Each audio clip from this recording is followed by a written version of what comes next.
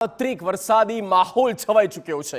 ખંભાળિયા વિસ્તારમાં જ્યાં ગ્રામ્ય પંથકમાં ધોધમાર વરસાદ નોંધાયો છે। ભારે વરસાદને કારણે ખેતરોમાં પાણી ભરાઈ ચૂક્યા છે। પવન સાથે વરસાદ થતા વીજપોલ ગામમાં ધરાશાયી થયો છે। વીજપોલ ખંભાળિયા પંથકમાં અત્યાર સુધીમાં 4 ઇંચ જેટલો વરસાદ નોંધાઈ ચૂક્યો છે।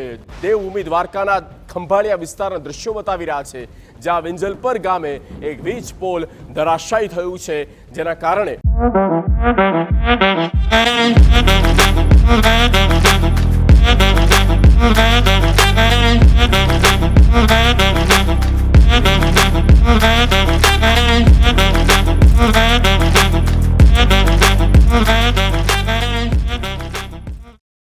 રાહદારીઓને કે ત્યાંથી નીકળતા લોકોને પણ અનેકો તકલીફ પડી રહી છે। વીજ પોલ પડવાને કારણે ક્ષતિગ્રસ્ત થવાના કારણે અનેકો વિસ્તારમાં જ્યાં વીજળી પણ ગુલ થઈ હોય તેવી શક્યતાઓ છે। આ તરફ કલ્યાણપુરની વાત કરીએ તો કલ્યાણપુર પંથકના પવનના સુસવાટા સાથે વરસાદની શરૂઆત થઈ। છેલ્લા 2 કલાકમાં 1.5 ઇંચ જેટલો વરસાદ પડ્યો છે।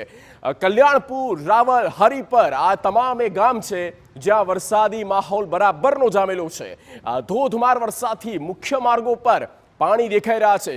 ગ્રામ્ય પંથકમાં વરસાદને કારણે ખેતરો પાણી થઈ ચૂક્યા છે।